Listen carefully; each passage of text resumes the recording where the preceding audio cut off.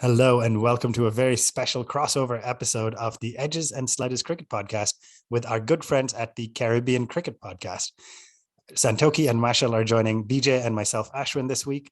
Not the best time, to be honest, to be joined by our friends from the Caribbean as they have to talk about losing 0-3 to the team India boys, who've now jumped into the number one position in the T20 rankings. But I'll start by saying, DJ, I wasn't on last week's show. You and Varun did it alone.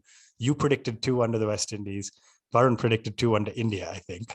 And of course, both of you guys were wrong. So, DJ, let me ask you before I go to our wonderful guests, how are you feeling? It's a pretty good day, right?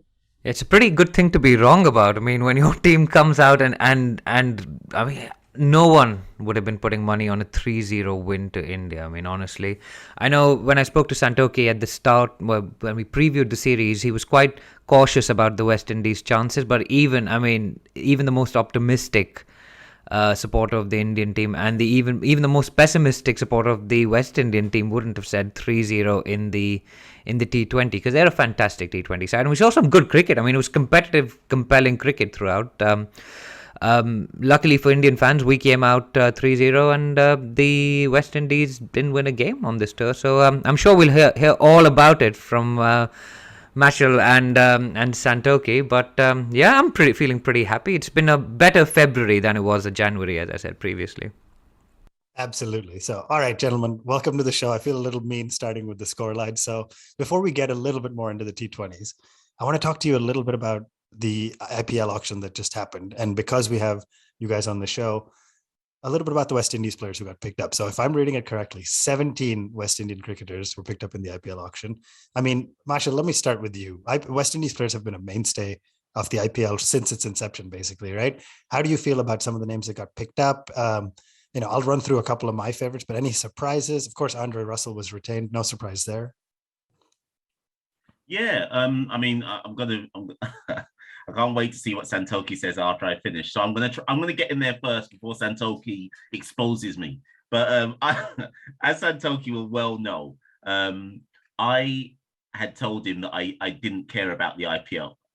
then when the auction came up, I was tweeting about it more than you would have thought I was the biggest IPL fanboy when the auction came up this year. But ultimately, that's because I think more than any other cricketing nation, we had 17, and you have to pay attention to that because in light of the fact that we are kind of in a transition in T20s with regards to the West Indies team, it's kind of very significant to see what I call the dawn of the new blood, really, when we look at this IPL.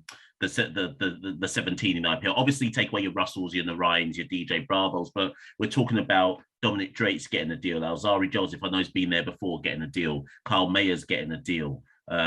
Shepherd getting a deal. Dean Smith getting a deal. Obed McCoy getting a deal. So it's very much, I don't know if it's too much hyperbole to say this is the dawn of the new era, but it feels like it just because of how many people got picked up. And I think both I'll see what Santokie says, but I think both myself and Santokie, if I'm permitted to speak for Santokie briefly, would say that the deal which stood out more than any other was Romario Shepherd going for $1 million. And coming off this 3-0 defeat to India, I wonder if his franchise wonders what they paid $1 million for. Exactly. But that was the deal. That was the deal that stood out for me, Santokie. Yeah, Santokie, can you tell me a little more about Shepherd? What is, not a lot to write home about in the series. But for our listeners who haven't seen much of him, what is it? What can the Sunrisers Hyderabad expect from the $1 million they just paid for him? Well, like a lot of West Indians signed in the draft, he's a good finisher. He can bat if you need to chase say 30 off the last 2 overs. He's someone who can come in and swing. His bowling, though, it's been known in the Caribbean for the past few years, very inconsistent. I mean, in our regional 50-over tournament last year in the final for Guyana, he went for over 100 runs for his 10 overs. He's very inconsistent, but he had a very good CPL, and it's kind of off the back of that. I mean, to put it into context, the president of Guyana actually wrote a letter to Cricket West Indies demanding Shepherd be in the World Cup squad, just because he's kind of seen as that kind of potential. But it's inconsistency, and it's kind of, as Machel sort of suggested, it's very surprising that he did get $1 million deal in the IPL. And I feel part of that is because it's partly down to branding as well. IPL, since its inception, has been sort of defined in terms of overseas players by the likes of Gale and Bravo. And you feel franchises are trying to force a way for a new West Indian to kind of stand out in the tournament. So you feel that's why they slightly paid over the odds, hoping that he can sort of be that future all-rounder. But he's definitely someone who, batting-wise, no issues with that in terms of 20 overs. But bowling is very, very inconsistent. So I think Sunrisers are going to find that out in a very harsh way sooner rather than later. Yeah, I'm very interesting. And I think the IPL is such a fascinating format where if your consistent streak happens to come during the lead up to the playoffs and the playoffs, then you're a superhero. And if not, then you got dropped. But BJ, as you make yourself a cup of tea very publicly on this episode, we could see your kettle there. Let me ask you, or I hope it's tea. I don't know what else you might be drinking. It's 9 p.m. your time. But let me ask you about you're very pretty publicly a Chennai Super Kings fan. Let me ask you about the one West Indian they chose to buy. And I think he's 40 now. Is he, how old is Dwayne Bravo? He's over the age of 40, right? So to be clear, I'm an MS Dhoni fan, not a Chennai Super Kings fan. You might think they're the same thing, but anyway, I mean DJ Bravo, CSK on the last episode, we basically spoke about how they went out and they basically got the old band back together again. They said we're going to try and get everyone back. They got Raidu back, Uthappa back, and they got DJ Bravo back. And I mean, he's been amazing for them over the years, right? With the bat, you saw what he did to the Mumbai Indians in 2018, like winning a game from nowhere, just taking all their fantastic bowlers at the death apart. Takes wickets at the death. He bowls those tough overs, 16, 18, 20. And I mean, he's fantastic. And he's done that for years and years. And he's got a great sledging game, sledging Karan Pollard, saying that he's in Yuzi Chahal's pocket today. He was in Bishnoi's pocket, so one wristy to another. But yeah, I mean, I'm happy with that. For me, the one I'm excited about, and I'm surprised neither of you have spoken about it, is Powell. Delhi Capitals. He's coming to the Delhi Capitals. Rovman Powell, what a player.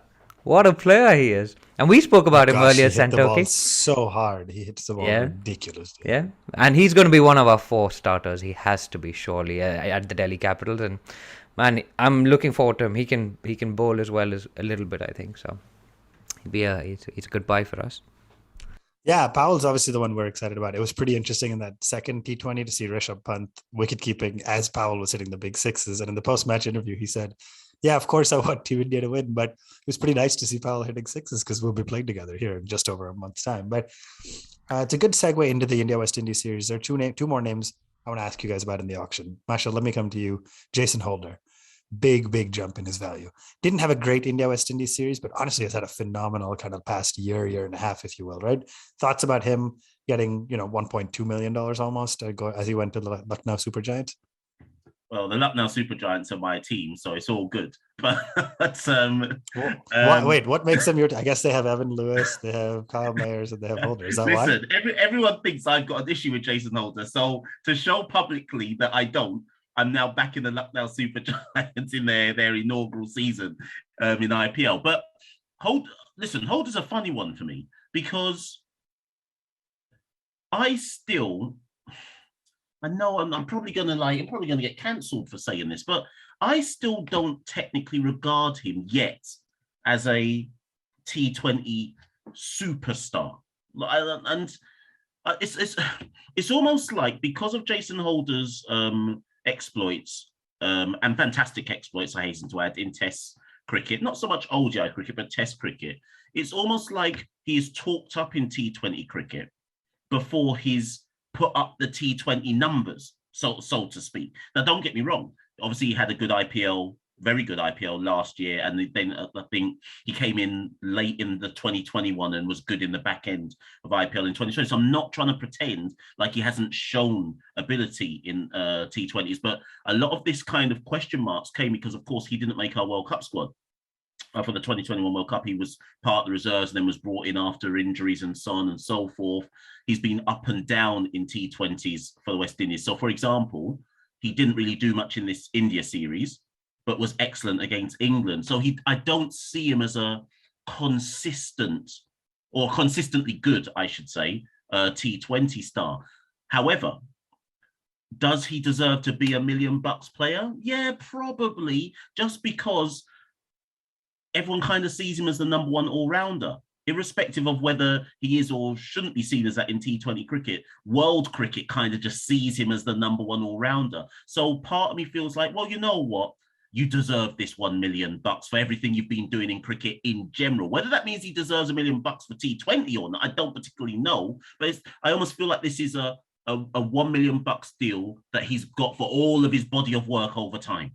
And now an IPL franchise has finally said, now you're one of our main players. And it makes sense to me that it would be a new team that would be the ones to take the punt on him rather than one of the existing sides. Although, again, maybe all three of you will say, given what he did in 2021 IPL, he deserves this just off the back of that, irrespective of everything else. I'll see what you will say about that. Yeah, I think it's interesting. I think my 2 cents are from the 13, 14 years, I guess, of watching the IPL. What makes a player super valuable in some situations is being able to give your captain options.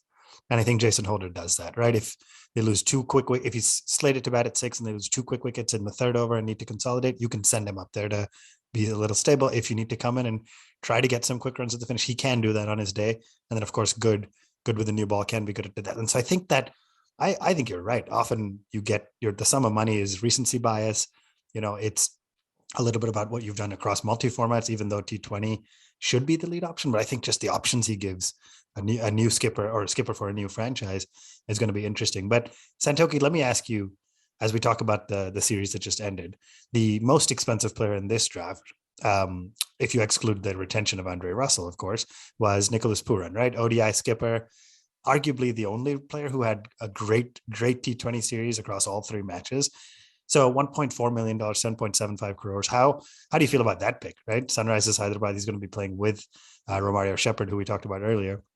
That's a great pick, right? After these 3 T20s, you got to believe he's a class player. Yeah, definitely. And I think Pooran was in the IPL auction was definitely a case of being in the right place at the right time. I believe Sunrisers wanted to get Ishan Kishan as their first choice. When they couldn't get him, Pooran came up next as an immediate international wicketkeeper who was available for the whole tournament. So that sort of inflated his fee. But irrespective of that, as you said, this series, he scored over 60 in every match of the T20 series, which is remarkable consistency in this format. And he's someone who, at least in West Indian circles, is seen as a long-term hope for us to kind of carry us forward, especially once Pollard retires from the game. So he's someone, he can rotate strike well, he can play spin well, he can also finish an innings if needs be. So he's a very dynamic player as well as a wicketkeeper. So I was surprised he got 1.4 million because considering his previous, I think he averaged under 10 last season in the IPL. 7.72. 85 runs at 7.72. I've got the stat up here. Actually, I was just googling it while you were speaking. Yeah, so to get 1.4 million, as I said, it's partly down to the luck of timing as to when he came in the auction. I'm sure Quinton de Kock is kicking himself that he didn't come in at the right time. But he's someone I think he can prove fruitful for Sunrisers, just because of that versatility and his ability with the bat. And especially now they've got him tied down long term, I think we'll see in the coming seasons. Not necessarily this season, I think he'll do well, but over the next 2-3 seasons, he's someone who will definitely be a star for them. Yeah, I mean, I couldn't agree more. It's going to be interesting to see where he's used in the batting order. I think he's gone to a franchise that otherwise I don't think has a great team. So it'll be interesting to see how he kind of helps them elevate and get to the playoffs if that's their goal. But DJ, let's talk about the T20s now, right? Let's start with the first one. I'm going to start with you and ask you a little about the India selection, right? It feels like on paper the batting order of Rohit and Kishan, followed by Kohli at 3, Pant at 4, Sky at 5, and Venkatesh Iyer at 6 is your dream top 6. Is that fair to say? Yep, I quite like that Kishan and Rohit opening partnership right on top. Obviously, it hasn't proved as successful as I would have hoped. I think I went on record last week saying this guy Kishan at 15.25 crores should play every T20 game India plays. But yes, I think left hand, right hand on top. Kohli followed by Pant, Sky, and Venki Iyer or Hardik Pandya. That's a pretty solid top 6 for me. Of course, you've got to think about where Rahul and Iyer fit into that. The Shreyas Iyer, not Venki Iyer. And how you fit Hardik in when he's fit. So good problem to have, but really, really good top 6. And then on the bowlers, really quick, obviously we played Bumrah's rested this series, so Bhuvi and Chahar, kind of like for like. We've talked about how they're, you likely won't play both of them ongoing, but Harshal Patel, no questions about his T20 chops. And then a debut for Ravi Bishnoi. How did you feel about that one? He looked nervous, right? In the first game, he looked like he was a guy playing his first international game. He bowled a bunch of wides, but then when he settled in, you saw him come into his own. That he got that googly going, and he bowled really well. He bowled really well in his first game. I thought he was very impressive. He bowled well in the next games as well. Next 2 games as well. Actually, he played all 3. I was surprised that we didn't play either Siraj or Avesh in the first game. And as you said, we played Bhuvi and Chahar in the first game, who kind of pretty similar. No Shardul playing in the first game as well. So I would have thought that Deepak Chahar and Shardul are fighting out for one spot. And then Bhuvi, Harshal, Bhuvi, Avesh and Siraj are fighting out for one spot once Bumrah comes back. It was fascinating. It was good to see us trying out different players. Interesting, we played 2 leggies. I didn't expect us to play 2 leg spinners. Chahal and Bishnoi both played. I would have thought one of those 2 would play, but clearly someone's identified an issue with wrist spin and deployed both of those guys in the first game and the second. Yeah, I mean, Bishnoi ended with 4 overs, 2 for 17, despite 6 wides.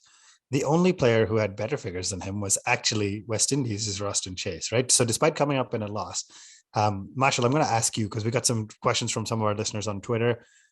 Cricket Clinic and Karthik KO Cricket have both said, is Roston Chase the biggest positive for West Indies coming out of the series? I mean, first match, 4 overs, 2 for 14. He picked up both openers, Rohit and Kishan. Like, he looked pretty good, but he wasn't picked up in the IPL. I don't even know if he was in the auction draft, or tell me a little bit more about Roston Chase. Yeah, so Roston went unsold in the IPL and auction, rightly so, I hasten to add. Listen, would I have ever had Roston Chase playing in any of these T20s? No, probably not.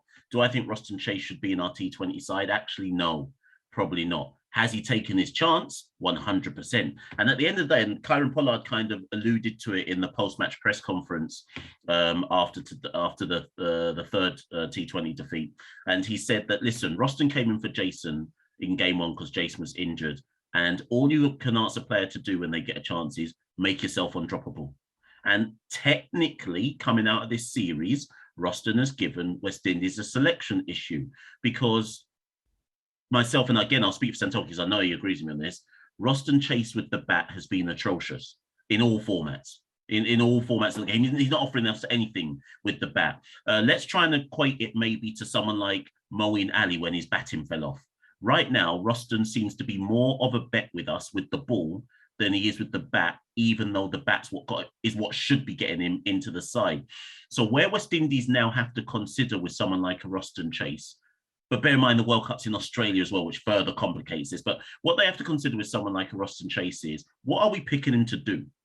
Are we picking him to bowl his 4 overs, which if we are, where are we batting him then? Because he's not a top... His performance doesn't justify him batting anywhere in the top 5 at all. But we seem reluctant to put him down at number 10 or number 11 to reflect the fact that he's only really contributing with the ball. So it's a really weird scenario we find ourselves in, which we'll still probably be having this conversation in the Caribbean when England turn up for the test series if he somehow gets into the test squad. I don't know if India have an equivalent type of player where, like, actually you're not contributing in the primary suit you're supposed to be picked for, and it just poses selection problems when they start contributing in a way that they shouldn't be contributing, if that makes sense. We had it with Rahane in the test game when he wasn't contributing with the bat, but he was going to be our captain. I can't think of anyone else. We've also had it with our bowlers a little, right? Like, for a while when Deepak Chahar wasn't bowling at his peak, he was batting great. Shardul wasn't bowling great, but batting phenomenally. Ashwin was batting phenomenally. So it's been a little bit weird, but I hear that. That's going to be an interesting one. Santokie, I wanted to just kind of ask you about kind of things that worked and didn't work for West Indies, but let me kind of start by learning a little more about the openers, right? First 2 matches was Kyle Mayers and Brendan King. They dropped King. I think they brought in Hope to open in this third match that happened today at the time of us recording it. So what is the long-term kind of plan for the West Indies opening pair in T20s? Yeah, so long term, we're just hoping Evan Lewis can kind of come back, and he's sort of, I mean, if anything, this series just sort of valued his importance to the side. Brandon King is someone, he had an excellent 2019 CPL. Before that, he was kind of earmarked as a Red Bull player, but CPL kind of took him off into a different route. He made the West Indies squad 2020 and then didn't really hit form, was dropped, has kind of worked his way back into the side, had a decent series against Pakistan. But again, here we saw in the second T20 him play a match losing innings, 22 runs off 30 balls, which when you're chasing 180 plus is, you might as well retire out or do something, because then you're just letting the team down. Carl Mayers is an interesting one because he's sort of the England series. He came in for the last 2 games. He sort of managed to put together blistering innings, but we've seen him struggle against India. So we haven't seen enough of him as an opener to suggest that he could be a long-term solution. So it's a case of who can manage to partner with Evan Lewis. I think Shai Hope and Brandon King aren't necessarily the answers for us at the moment. So it's hard to know, unless if Carl Mayers doesn't step up, it's hard to know where we're kind of getting options for. I know Sunil Narine has been tearing up in the Bangladesh Premier League as an opener, so that could always be an option. But realistically, I think we're hoping that Lewis and Mayers can kind of gel together long term. Yeah, I mean, that's interesting, right? And losing, losing the early wicket in a T20 is always gonna put you back a little bit. But Machel, then let me ask you kind of, put it bluntly, what went wrong for the West Indies this time around, right? It was great cricket, right? First match, you guys batted first. Always tough to put a total on the board. We know the team chasing benefits, but then the second and third match, India made 186 and 184, which are tough but chaseable. In both cases, got fairly close. You'd say at about the 17 over mark. It still felt doable, but West Indies wasn't quite able to get over the line. So how would you kind of sum up, or what's your assessment on what went wrong, or what the West Indies think tank needs to go back and do? Yeah, I think there's two main areas here that the West Indies think tank need to go away and look at. Santokie's already alluded to one, which is we cannot overstate enough how big of a miss Evan Lewis is. I mean, we're talking about a world-class white ball opener that lots of sides would want in their international setup. So we're kind of hodgepodging it together at this moment in time with regards to a blistering start, and that sets you back. When you're chasing, we had to chase in the second and the third, and didn't get off to a good enough flyer from the openers. That's issue number one. And then issue number two is actually something I'm gonna back up something that, again, Pollard alluded to in kind of the post-series press conference. He said that we had India where we wanted them in all 3 games up until about the 15th over. And I think that's fair. I think that's a fair enough assessment. Even in game 1, like, as much as India chased it with like 6 balls to go, there was a point in it was like, okay, this is a bit tighter than expected, given we only put up 157. And then in the chasing games, when India were batting first, on both occasions, there were points in India's innings where it's like, okay, we got them here. We got them. Even today, there was a point until Surya and, was it Iyer who put together the match-winning partnership? There was a point until those two started. It was like, wait a minute, India are going to get less than 160 here. That's what it looked like. So Pollard's point was, up until about the 15th over of every match, yeah, you could argue it was a much closer series than a straight out and out 3-0. But at the back end, repeatedly, we had no death bowling to speak of, and it culminated in today's game where we let 91 runs go in the last 6 overs. Now, as good as Surya is and Iyer, come on, that's ridiculous against anybody. That's ridiculous. And Dominic Drakes and Romario Shepherd were getting just taken apart all over. So. And even in game 2, I remember saying it in game 2 as well, you have to sometimes, yes, the batting's great and it looks great because 6s are being hit everywhere. But sometimes you have to look and go, hold on, how bad is this bowling? And I just think that our bowling at the back end, and go back to the mention of CSK, we've lost Dwayne Bravo. That's a big, big hole to fill. We don't have a death bowler like Dwayne Bravo anymore. And Obed McCoy, who's injured, we don't have him. So at the back end, we are struggling to have accurate and almost like a banker, someone can come in and grab a wicket or only go for, 7 runs repetitively up at the back end. So that's where I think we really need to go away and have a look and see what we can do about that. Yeah, very interesting. I think lots to work on. Not a ton of cricket left before the World Cup, but just about enough to be able to finesse this. Santokie, let me ask you on a more positive note. What were some of the highlights coming out of this? Like, what are things you were pretty happy about from the West Indies standpoint that you're looking forward to them focusing on as we get into the World Cup? And kind of where does West Indies cricket go from here? Yeah, so we talked about him earlier, but Nicholas Pooran obviously was a highlight. He's someone who's been inconsistent, but he managed to put together 3 excellent innings. And his Rovman Powell as well. Rovman Powell, he's someone who's just worked his way back into the West Indies side. So it was good to see his batting. As you said, big sixes. Vishpa Pant behind the wicket was in awe of him. He just looked like a world-class player. So for me, there weren't many positives to take from this. Playing India in India is always going to be tough, but Pooran and Rovman Powell working together showed that we do have quality in the middle order. And then, as we mentioned before, Roston Chase sort of made himself undroppable with coming into the side and taking the wickets and keeping the economy down as he did. So those were the main positives. In terms of going forward, I think we just need key personnel back. So Machel mentioned Obed McCoy. He's vital, someone to come in at the death overs, because death bowling is an art form, and you feel like the likes of Shepherd and Dominic Drake, they sort of still need a lot more experience in that regard. So Obed McCoy coming back, Evan Lewis as well, will be much needed to come in the top of the order. But as you said, there's not a lot of time left before the World Cup. Not many games coming up for us in the T20 format. So we're gonna have to get things together pretty quickly before the World Cup starts in October. Machel, before we wrap this section, I'll let you go. How much of the World Cup squad is going to be decided based on how good an IPL those 17 players have?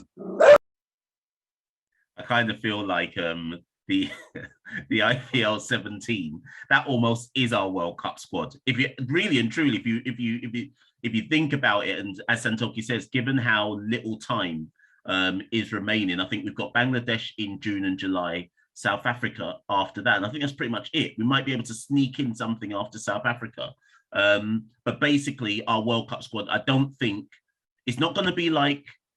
I'm not convinced they're going to leave it to CPL, which is just before the World Cup, to suddenly go, right, that player has suddenly performed in CPL, in you come. There would have to be a huge gap missing in the team to wait till August and September and CPL to suddenly find someone. So I think a lot of eyes will be looking at the IPL, and the IPL performances will form the bulk of who we then take to play against Bangladesh and South Africa in the summer series. Right. Lots to look forward to. IPL coming soon. I'm reading a report today that the broadcasters have requested the IPL start on March 26th.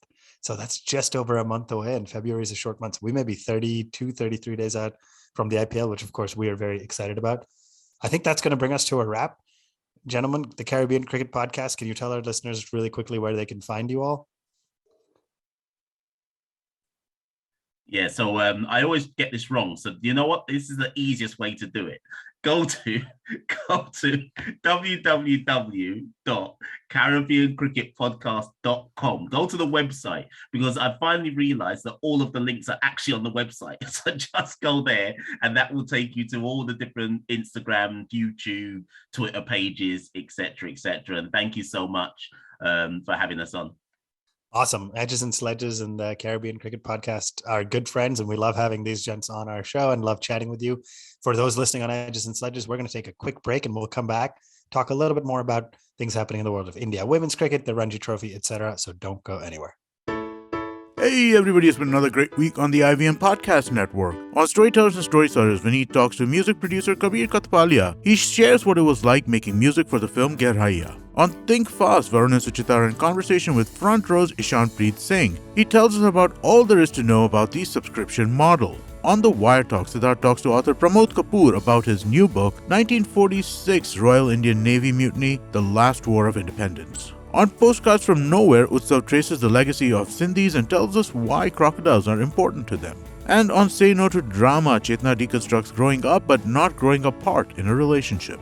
Do follow us on social media. We're IVM Podcast on Twitter, Facebook, Instagram, and LinkedIn. And remember, if you're enjoying this show or any of our other shows for that matter, please do tell a friend. The word of mouth really helps. Also, don't forget to rate us on whatever platform you're listening to us, and check us out on YouTube. You can check a list of all of our channels at ivmpodcast.com/YouTube. And finally, we'd like to thank our sponsors this week, Bank of Baroda and HDFC Life Insurance. Thank you so much for making this possible.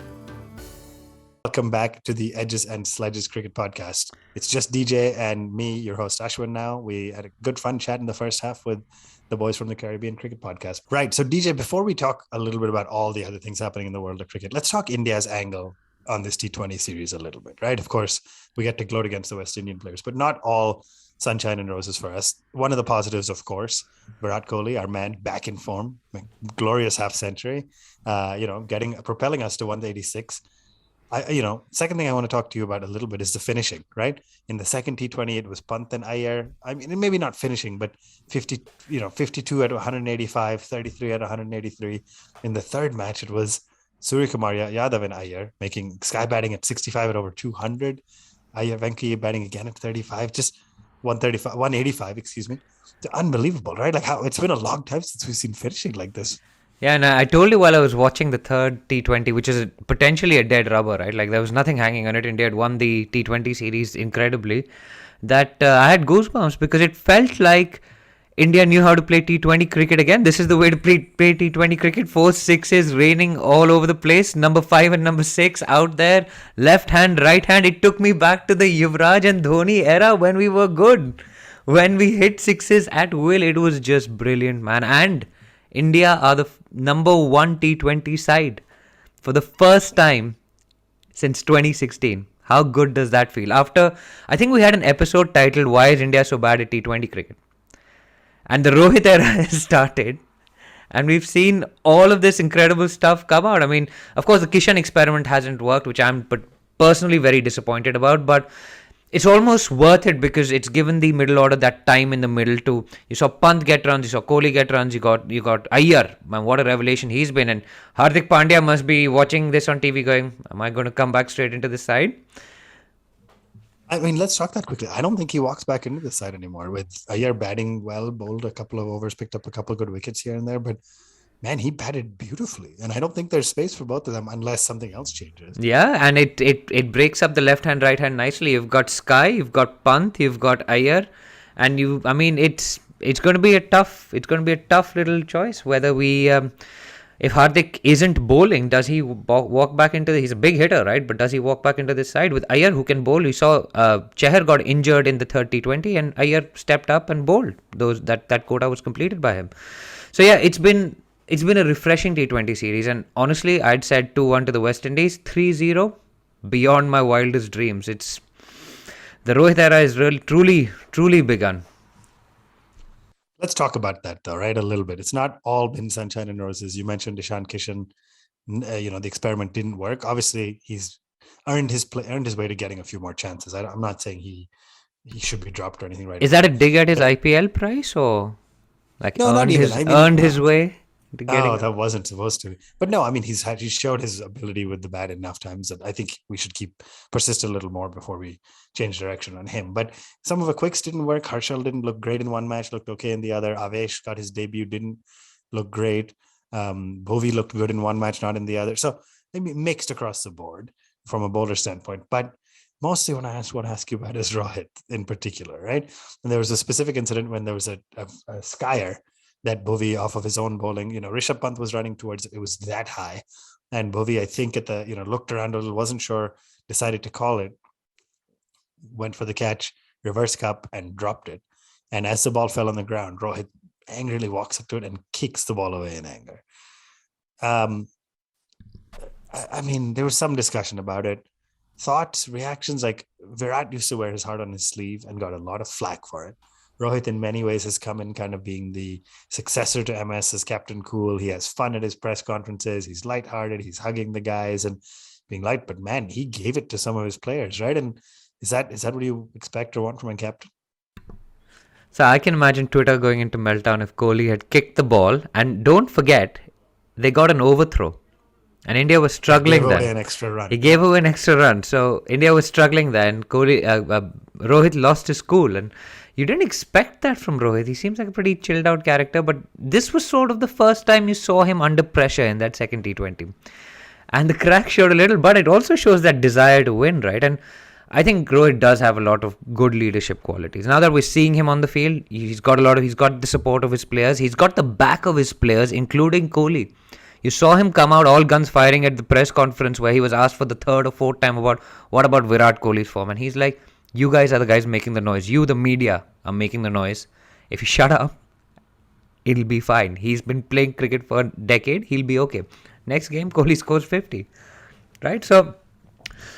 Yeah, he's undefeated, and I mean, results are results. He's got the drive to win for Team India, and fair enough, man. Like, of course, Kohli would have done something like that as well. He's thrown the ball in anger previously and given away overthrows and stuff.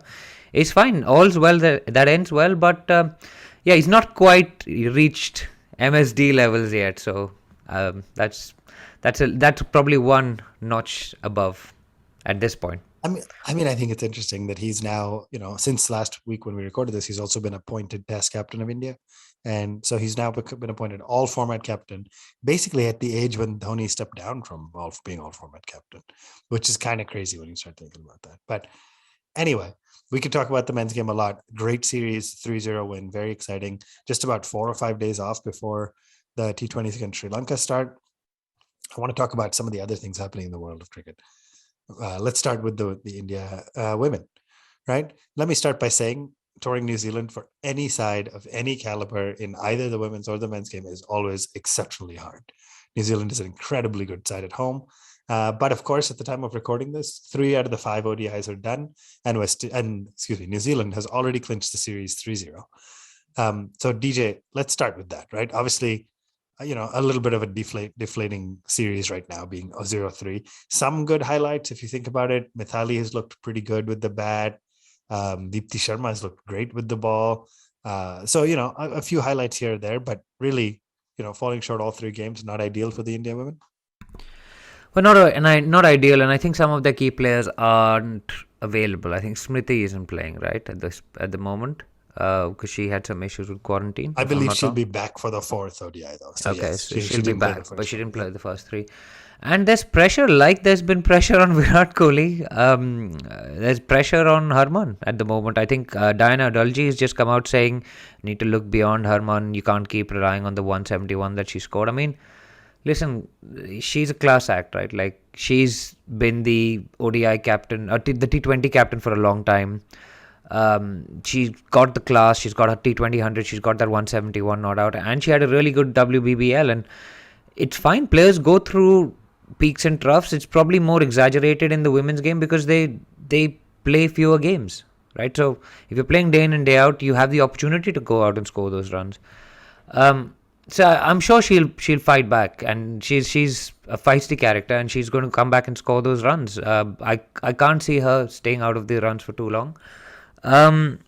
She had a good run for the Renegade, so that's good news, right? And in the WBBL. So for the sake of Indian fans, we're hoping that she comes back. But I mean, we've pretty much been beaten by Amelia Kerr, right, in this tournament, like we were beaten by Talia McGrath in the Australian tournament, in the Australian series.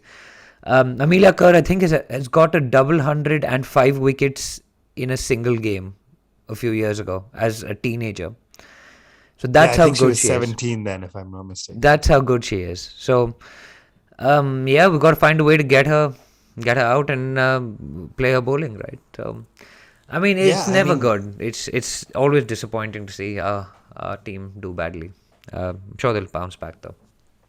I mean, we are, 2 weeks out from the start of the World Cup in New Zealand. So, I mean, you'd be remiss if you didn't say that your team's a little bit nervous. Ramesh Pawar has kind of come out and said, the big shortage has been the bowling, limited practice, inability to get time in the nets, etc., quarantines, etc., and all that. And so you know that it's been tough on all these cricketers, being bubbles and being away from the family, etc. But we've also done stuff to shoot ourselves in the foot, right? Like you haven't got. I don't think Jemmy's gone to New Zealand. Shikha has been dropped from the squad. So, I mean, you're kind of thinking, why have you done that? Because, I mean, Jemmy was magnificent in the WBBL as well as the 100, right? So, she would have been full of confidence. This is the time for her to deliver. I don't know. Yeah, I mean, I think 2 ODIs left, even though you're down 0-3. It's going to be interesting with Smriti coming back. It'll be interesting to see if Shefali Verma and then, of course, Deepti with the ball, etc., can really step up. Jolan is also available, going to be available for the World Cup too. So it'll just be interesting to see what strategy they take. 2 ODIs left to try to figure it out. And then a World Cup in New Zealand in the same conditions, in tough conditions. So here's wishing our women's team all the best, really hoping that they can dig deep and find at least one win in the next 2 to go in with momentum. We've said this many times, cricket is a momentum sport. It's going to matter what they're able to pull out in the last 2 ODIs. Right, DJ, we could go on for hours and hours. A couple more things really quickly that are going on in the world of men's cricket. Let's start with the Ranji Trophy, right? You've been following this a little more closely than I have, but I mean, heck, if it hasn't been a great week across the world of cricket for Delhi Capitals players, with Rovman Powell looking great, of course, Rishabh Pant scoring that magnificent 50, and then in the domestic scene, Sarfaraz makes 275. He wasn't even one of the exciting picks of the auction. He was just like, hey, cool. It seemed like an interesting base price. I think he got 20 lakhs or something. Yeah, it's 275. Looked great for that 300 for a little bit. And then Yash Dhol, under 19 skipper, under 19 World Cup winning skipper, newest Delhi Capitals player, has made twin centuries, right? Back-to-back hundreds or in hundreds in both innings. And you were saying he's only the third cricketer to score both centuries on Ranji Trophy debut. I mean, yeah, just outstanding. I mean, okay, let's not just focus on the Capitals players. There's more happening, but pretty great start to Ranji season. How great is it to have? Yeah, very happy for the Delhi players. Although Delhi actually conceded the first innings lead to Tamil Nadu because Shah Rukh Khan scored 190 odd in 140 balls, which is these kids are unbelievable. It's insane if you think about it. And there's another guy who scored a 100 on debut. I'm just going to look up his name. Sorry. Bihar Sakibul Ghani enters the record books after hitting a triple ton on debut. Yash Dhol scores 113, and he was actually out on 97, but it was called a no ball. Yeah. So imagine this is literally meant to be. You had Ajinkya Rahane scored 100. Puji I think got a first innings duck and then got a 91 of 83 in the next game, and then in the next innings. But I'm sure we're going to talk about Rahane and Pujara. So maybe I've actually just segued you. No, I mean, yeah, great segue into it, right? India squads for the Sri Lanka series, which I think is 2 tests and 3 T20s, but revert 3 T20s first and then 2 test matches, and a couple of kind of notable omissions, right? Ajinkya Rahane, Cheteshwar Pujara, Wriddhiman Saha, and which we'll wrap up the episode with, and Ishant Sharma, all missing, right? Is this a bit of an end of an era? Is this Rohit Sharma coming in, new skip? I don't know who made the calls. Obviously, selectors had weighed in, but some folks have been calling for Pujara and Rahane to go for a while. Is this Rohit coming in saying, hey, time for some new blood? Sri Lanka hasn't been the best test team over the past few years, so now's a good time for us to try it at home. I don't know. What's your take on all it? Was coming, right? It's been coming for a while. At least for Rahane, it's been coming for a while. You've seen that axe about to fall. Pujara again maybe doesn't fit into the mold of the cricket that India wants to play. It's interesting because he's probably built in the coach's image, right? Like Cheteshwar Pujara was the rock to Rahul Dravid's wall, and now Rahul Dravid is our coach and Pujara is out of the team. Conspiracy theorists would say this is the axing of Ishant Sharma, Ajinkya Rahane, Cheteshwar Pujara led to Virat Kohli leaving the captaincy. Maybe, I don't know. I'm just putting that out in the universe. But it is the Rohit era, man. And as you said, it's interesting that by the time MS Dhoni was giving up the captaincy, Rohit has become the full-time captain in all 3 formats. He's been termed the number 1 Indian cricketer. That was a by pretty bold Chetan Sharma, who was best known, by the way, before he became Indian selector, for being hit for a last ball 6 by Javed Miandad in Sharjah. He also took a hat-trick, didn't he? He did, but he was best known still for being hit for a last ball 6. All of this only came out after the internet, and they were like, you have to remember he took a hat-trick against New Zealand in 1987. But he was remembered for being hit for a last ball 6. So if anyone knows what it's like to be trolled, it's probably him, because he's been trolled since the 1980s. Poor guy. Anyway, back to the topic. It was coming. Haven't got enough runs in the past, to be totally honest. The last time they scored runs together was probably at the Lord's Test match, day 4, where they got together and put on 50s. But no big runs from those guys, and you need big runs in that lineup. You've got Mayank, you've got Shubman Gill, you've got Shreyas Iyer. All of those guys have scored hundreds in the recent past. Okay, maybe not Shubman, but Iyer and Mayank have certainly scored runs, and Shubman got that 91 when he last played Test cricket for India. So yeah, it's a tough place to survive without performance, and they were given a fairly long rope, and they eventually hung themselves with it. So I'm happy with the decision. They've moved on. I don't know how it was communicated, because Ishant Sharma has been a workhorse for Indian cricket. You remember him bowling to Ricky Ponting in 2007, 2008, right? So he's been around for a long time, but he's not that old. He's 32, 33. But the selectors have clearly, and even telling Jaydev Unadkat at the expense of telling him his age wrong, that you're above 30 and we're not going to consider you because you're above the hill or you're over the hill. They're basically looking to youngsters, and that's the same message they gave to Wriddhiman Saha, but that in itself has taken its own story. So hashtag Sahagate, over to you, man. Yeah, well summarized about the Test team. India-Sri Lanka Test start in March, but we have 3 T20s, Thursday, Saturday, and Sunday of next week. Then just about a week off, or 4 or 5 days off, and we go straight into Test. So it's a race to the finish here for India before the IPL. Let's talk about Sahagate. Kind of out of nowhere, an image appears on Sid Saha's Twitter at Riddhi Pops, which is a great name, where basically, I won't read all of it. Most of you have probably seen this by now, but he posts a screenshot of a WhatsApp conversation with what appears to be a journalist who is basically, I don't even know what to say, who's basically like strong-arming him, mistreating him, just shocking in a sense. In a way, not totally surprising, but shocking. We don't yet know who the journalist is. Wriddhiman has chosen not to say anything, but obviously, A, getting dropped, and then B, a lot since then about the conversations he's had with Dravid and what message he got from Dravid. And DJ, what's your take on all this, right? It felt like Indian cricket has always had some noise and drama and politics because of being the biggest cricket country in the world now, but man, it feels like it's really dialed up in the last, call it 4 months, right? Starting from Kohli stepping down as captain and going on from there.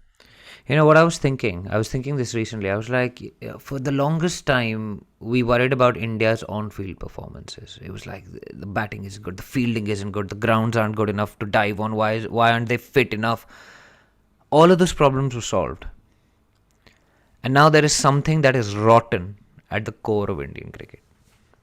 It has been politicized. It has become, there are sources leaking this. There's journalists that are running amok, threatening cricketers with not giving them interviews. It is appalling. It is a complete lack of respect for human beings, for each other.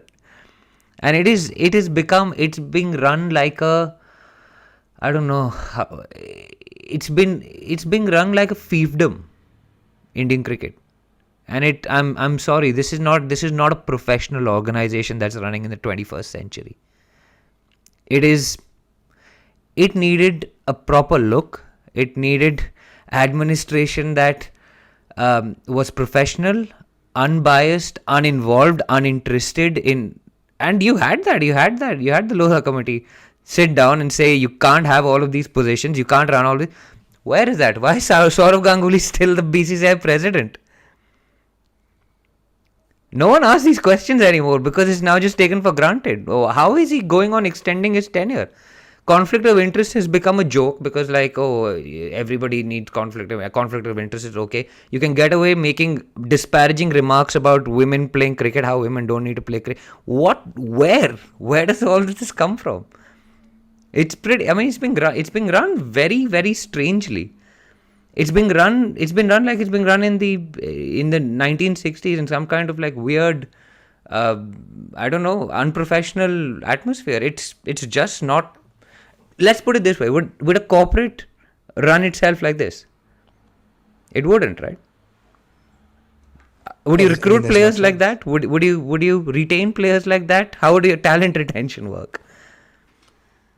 Yeah, I mean, fiefdom is a big word, and like, yeah, the fact that it's not running like either a national sporting body or like a corporation that is liable to stakeholders and shareholders, and it just seems like everybody's doing what they want. It's been story after story, news after news, and it's just shocking, and it's disappointing as Indian fans, disappointing as an Indian cricket fan podcast. Like, we are not a body that's associated with anybody of any shape or form linked to Indian cricket. We're three fans of the game who have loved the game our whole lives and are out here to report. And it's it's disappointing more than anything, right? Like I started this episode so happy about Team India's on-field results, and now you start to get this reality check about Team India's off-field performances and everything that's going on behind the scenes at the BCCI, and how we're treating some of our players, some of our legends of the game.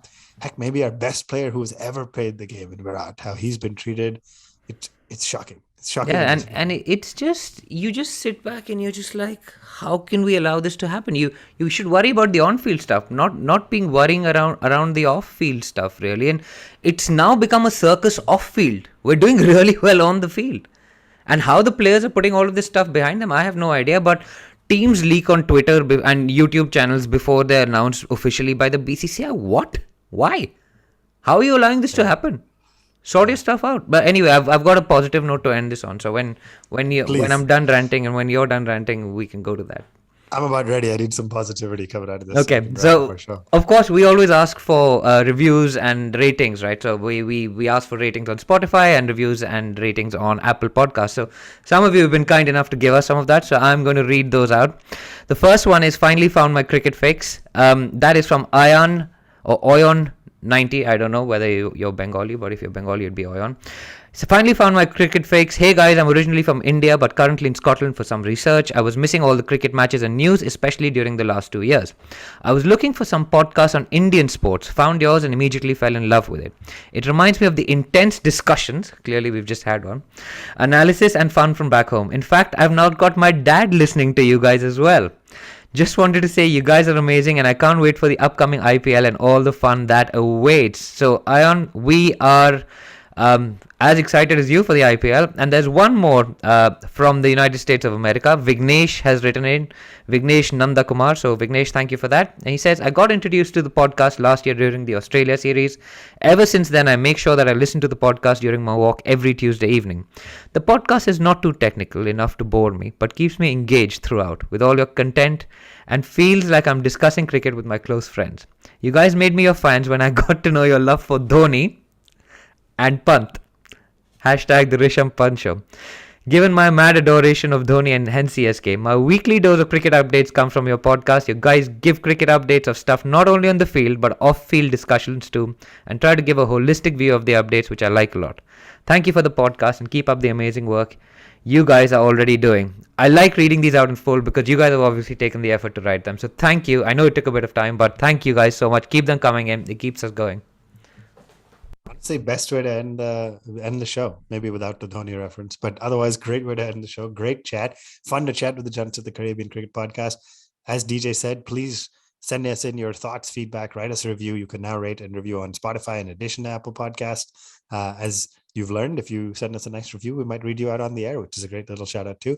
But that brings us to a wrap. This is the Edges and Sledges Cricket Podcast. By the time we come back next week, all 3 T20s against Sri Lanka should be done, which is also crazy to think about. And we'll debrief those and talk a little about the tests coming up ahead. So as always, get in touch with us on Instagram, Facebook, Twitter, etc. at One Tip, One Hand. And we look forward to seeing you in about a week's time. Thanks for tuning in. IVM.